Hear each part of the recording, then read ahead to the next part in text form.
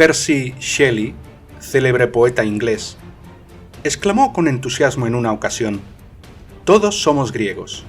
Nuestras leyes, nuestra literatura, nuestra religión, nuestras artes tienen raíces en Grecia. Si no fuera por Grecia, todavía pudiéramos haber sido salvajes e idólatras». Pero ¿cuál es la realidad? Para hallar nuestra respuesta, examinemos su religión, porque la religión, más que cualquier otra cosa, manifiesta lo sabio que es un pueblo. Los antiguos griegos estaban más entregados al temor de las deidades que lo que otros estaban. Según uno de sus escritores, Hesíodo, del siglo VIII a.C., tenían más de 30.000 deidades. El historiador Heródoto nos dice que sus dioses eran de origen fenicio y egipcio.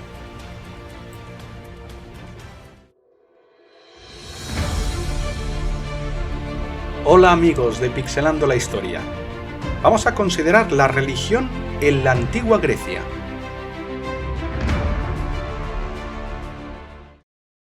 La religión griega era politeísta, ya que creían en la existencia de muchos dioses. Cada polis tenía un dios propio al que rendían culto para obtener su protección. Los dioses griegos tenían aspecto humano. Comían, se amaban y enamoraban, y también luchaban entre ellos, pero eran inmortales. Zeus era el dios principal y creían que tanto él como otros dioses habitaban el monte Olimpo. Había dioses masculinos y femeninos. Algunos ejemplos de dioses griegos son Hades, Poseidón, Atenea o Afrodita.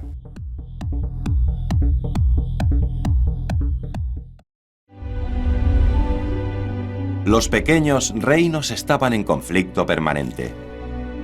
Su única conexión, su lengua y sus dioses. Estos gobernaban desde la cima del nevado Monte Olimpo. Desde allí, ellos interferían en los asuntos humanos siempre que les apetecía. Solo los 12 dioses griegos más importantes vivían como una gran familia en el Monte Olimpo.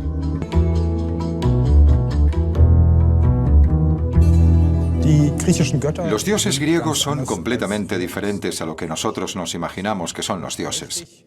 No son omnipotentes, ni omniscientes, ni omnipresentes. Pero lo que nos molesta más, desde un punto de vista cristiano, musulmán o judío, es el hecho de que esos dioses son moralmente imperfectos, que se enfrentan los unos a los otros, cometen adulterio, roban y engañan. Pero a pesar de ello, el gobierno de los dioses olímpicos se consideraba justo y fueron venerados durante al menos 1000 años.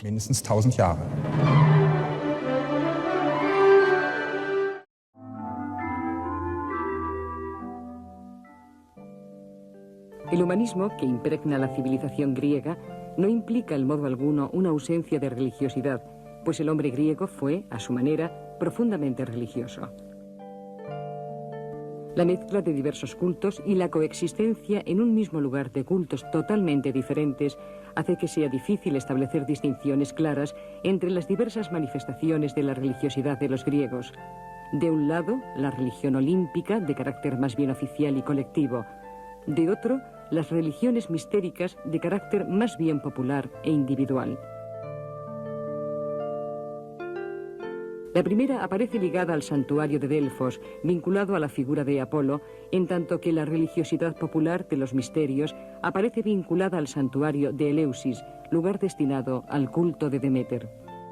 Un tercer culto, dedicado a Dioniso, no puede vincularse a ningún santuario en concreto, como no fuera a los vestigios conservados a la falda de la Acrópolis.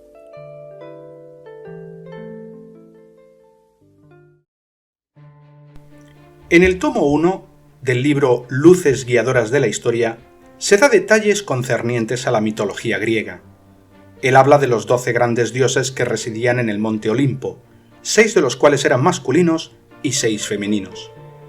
Estos dioses, aunque sumamente superiores a los humanos en tamaño, conocimiento, poder y belleza, y a la vez no estando sujetos a muerte, tenían las mismas debilidades y defectos que la humanidad. Así el padre de los dioses, Zeus, el Júpiter romano, fue usurpador, ladrón, adúltero, y participó en las pendencias, celos y enemistades de sus dioses asociados, aunque era creador y más fuerte que todos los demás dioses juntos. Poseidón, el Neptuno romano, hermano de Zeus, era el dios del mar, una deidad ruda, borrascosa y vengativa, con los mismos rasgos morales de su hermano. Apolo, el dios del sol y de la sabiduría, poesía y música, era más respetable que su padre Zeus. Teniendo gracia, vigor y forma física ideal, era el más popular de todas las deidades, erigiéndose templos en su honor por toda Grecia. Era el verdadero gobernante de los dioses, sirviendo de primer ministro al rey Zeus. Hefastos, el vulcano romano, el dios del fuego, era un herrero que forjaba los rayos para Zeus. Físicamente, él era lo contrario de Apolo, siendo desmañado y lisiado. Ares, el Marte romano, el dios de la guerra, era cruel, desaforado, sediento de sangre y codicioso. Hermes, el Mercurio romano, era el dios del comercio, era maestro en tretas y falso y pícaro. También era el dios de la elocuencia. La reina del Olimpo era Hera, la Juno romana, hermana y una de las esposas de Zeus, y tenía igual poder que su esposo. Teniendo en poco a las mujeres, los griegos le mostraban orgullosa, vengativa, celosa, sin escrúpulos y cruel. Regañaba a su esposo tan incesantemente que él se quejaba amargamente acerca de ello en las asambleas de los dioses, algo incompatible con su supuesta dignidad como jefe de todos los dioses. Atenea, la Minerva romana, la diosa de Atenas, estaba al nivel de Apolo en sabiduría. Tenía una personalidad sin tacha, pero poseía muy pocas cualidades femeninas atractivas. Artemisa, la Diana romana, hermana de Apolo, era la diosa de la caza, deporte al cual los griegos eran muy aficionados. Ella era la diosa cuyos plateros en Éfeso crearon un alboroto tan grande debido a que la predicación del apóstol Pablo estorbaba su comercio de hacer templos en miniatura. Afrodita, la Venus romana, era la diosa de placer sensual y pura belleza física. De su nombre tenemos el término afrodisíaco, una descripción de drogas o alimentos que excitan el deseo sensual. Hestia, la Vesta romana, quien era diosa de virtudes domésticas, presidía los hogares y tenía una personalidad algo indefinida. Deméter representaba a la madre tierra, siendo la diosa de la agricultura, la prosperidad y la abundancia. Dado que la agricultura era la ocupación más antigua, así como la más importante, a ella se la representaba como presidiendo la civilización y la legislación. El término cereal para el grano viene de su nombre romano, Ceres, con quien se asocia el cuerno de la abundancia. También se le representa como la diosa de los misterios eleusinos, que prometían una vida feliz después de la muerte a todos los que se iniciaban en ellos. Además de los 12 grandes dioses y diosas descritos, había dioses menores quienes, aunque no lograban el estadio olímpico, no obstante ocupaban lugares prominentes en la religión de los antiguos griegos. Dionisio, el Baco romano, fue uno de estos quien, como el dios del vino y la borrachera, presidía los viñedos. Plutón o Hades, quien junto con sus hermanos Zeus y Poseidón había destronado a su padre Cronos, recibió como resultado de echar suertes el dominio de las regiones inferiores, infernales, la morada de los muertos, donde él gobernó con su esposa Proserpina, una reina a quien se representa severamente pura, impresionante y terrible. No se construía ningún templo a ella, pues los griegos no tomaban en serio la vida futura, aunque creían en la existencia continuada del alma después de la muerte. Había también un sinnúmero de deidades menores a quienes los griegos identificaban con toda cosa en que pensaban, tales como montañas, ríos, ciudades, fuentes, rocas, animales, sueño y muerte, noche y día, vejez y dolor. Todas las cualidades de la mente y la disposición humanas, todo lo que veían, sentían o de lo que hablaban lo personificaban, y se suponía que estas personificaciones presidían las cosas que representaban y se les adoraba a un grado mayor o menor. Los griegos antiguos, aunque no eran un pueblo de mucha moral, eran un pueblo muy religioso. Continuamente invocaban a sus dioses en toda ocasión. El simposium, esa fiesta intelectual que invariablemente seguía a las fiestas de alimento material, empezaban y terminaban con oración. Las asambleas políticas empezaban con adoración. Los oradores oraban antes de empezar a hablar, el agricultor antes de empezar a arar, los jóvenes antes de entrar a los torneos atléticos, ir de caza o salir a la guerra. El dios particular a que se hacía súplica dependía de la ocupación y el sexo del que oraba. De lo dicho, es evidente que en la Grecia antigua el hombre se hizo dioses a su propia imagen caída mental, moral y físicamente, siendo los principales entre tales hacedores de dioses Homero y Hesiodo, quienes por su estilo literario selecto ayudaron a afirmar estos dioses sobre la gente. Los escultores ayudaban en esto, representando a estos dioses con estatuas que son las más excelentes que el mundo ha visto en belleza, gracia, encanto y majestuosidad. La Grecia antigua abundaba en estatuas, siendo la principal de todas las de Zeus, en su templo en Olimpia, una representación en forma humana de 18 metros de altura, hecha de marfil, oro y gemas por los más grandes escultores. Los griegos antiguos trataban de averiguar la voluntad de los dioses por medio de adivinación, videntes y oráculos. El trueno, el relámpago, la lluvia, los eclipses, el vuelo de las aves, todos eran significativos. Se sostenía que Prometeo enseñó a los hombres el arte de la adivinación. La Enciclopedia Americana, en su tomo 13, página 413, dice: «El matiz que la hiel debe tener para el placer del dios y la simetría moteada del lóbulo del hígado, y los fémures envueltos en grasa, y el largo espinazo los quemé e inicié a los mortales en los misterios de un arte oculto». Lo que hace recordar el tiempo en que el rey de Babilonia, cuando trataba de decidir qué camino tomar, entre otras formas de adivinación, inspeccionaba el hígado, según lo menciona el libro de Ezequiel en su capítulo 21.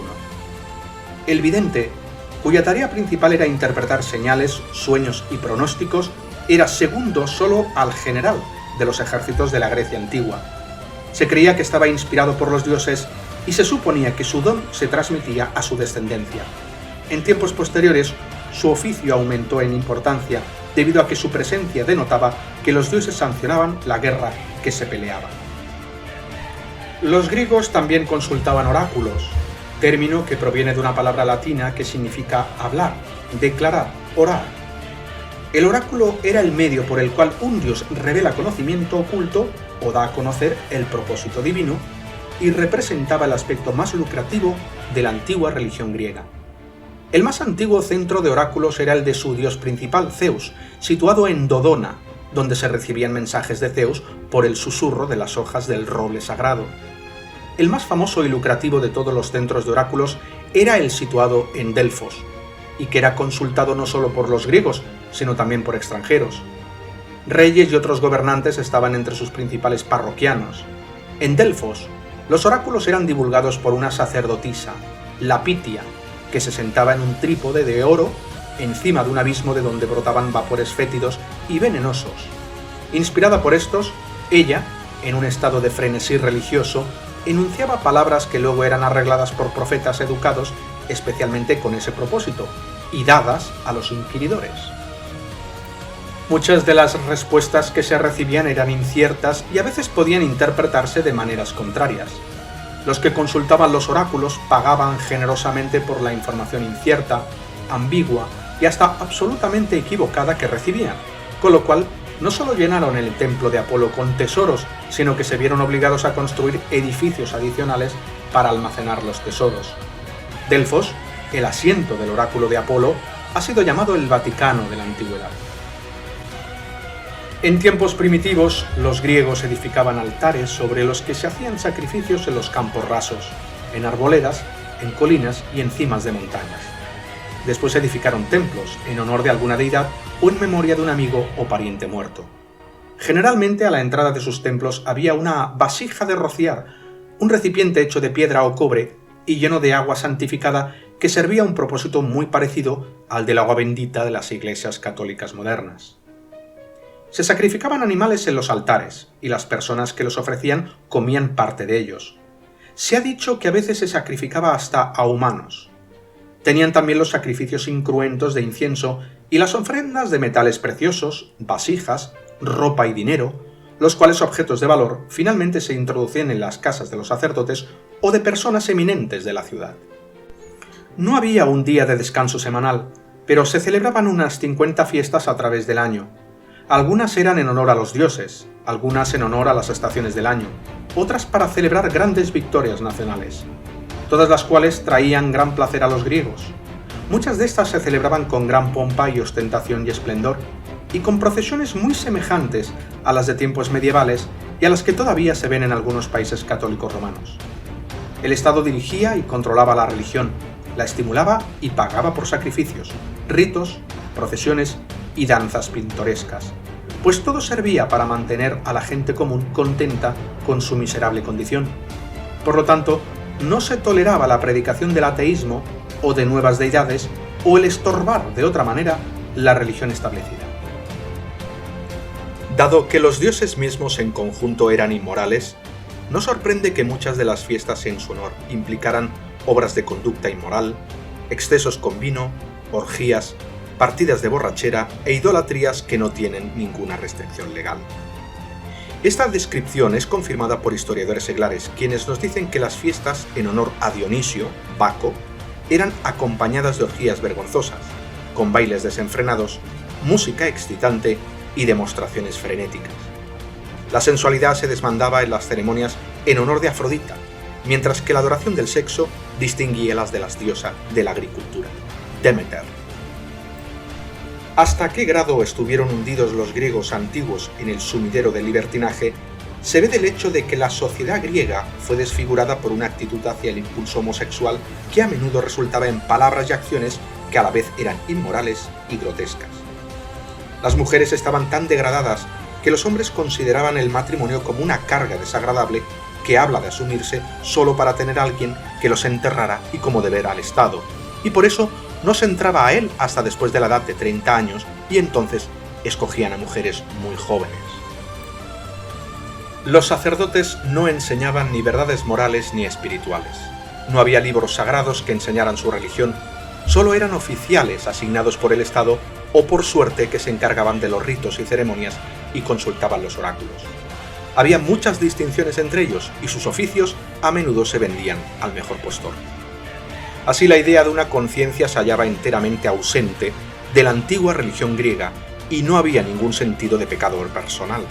Su objetivo no era el de familiarizar al hombre con su Dios, ni con lo que era bueno ni con lo que era malo, sino solo servir los propósitos egoístas de un pueblo buscador de placeres y amante de las artes que vivía en el presente y solo para sí mismo. Si el egoísmo complicaba los asuntos, siempre podía recurrirse al suicidio para poner fin a todo. En vista de lo dicho, ¿puede decirse que los griegos antiguos fueron verdaderamente sabios y se les debe a la humanidad una deuda de gratitud? Difícilmente.